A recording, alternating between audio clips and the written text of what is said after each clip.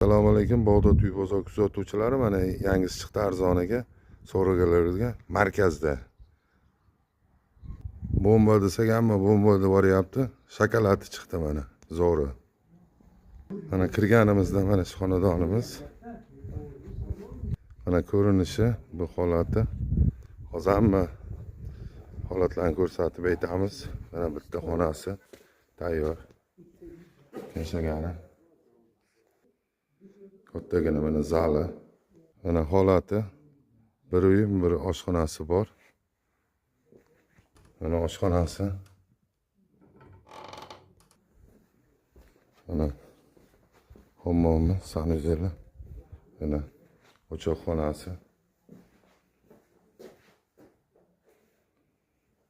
Mana ko'rinishi. Mana shu devordan 35 metr. Bu yo'lning ko'rinishlari mana yer. Sotigini aytamiz hozir. Mana shu burchak devoridan 22 metr taqa qarab yuramiz. Bular ham ichida. Mana bu og'ili, bu sanuzeli. Mana shu etlari 22 metrga to'g'irlanyapti.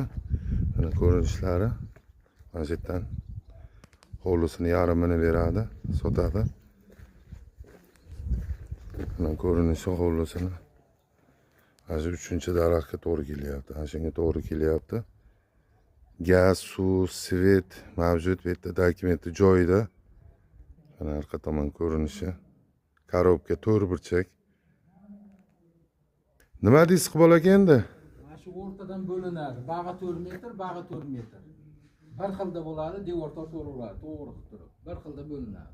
Mana shu yerdan to'g'ri bo'linganda atirgulga to'g'ri keladi. Devor tortilishi. Mana hovlini qolishi mana atirguldan to'g'riga bo'ladi. Bag'i ko'rinishi bo'ladi. Mana 8 sotik. Ag'ba bilan egasi kelishiladi. O'shanda mana shunday holatda uy quriladi. Bag'dod uy bozor kuzatishda davom etamiz, like bosamiz. O'shanda mana shundan ketib, mana shu stoykagacha bo'lyapti. Lokatsiyasi Bag'dod markazi, 1-May mahallasi.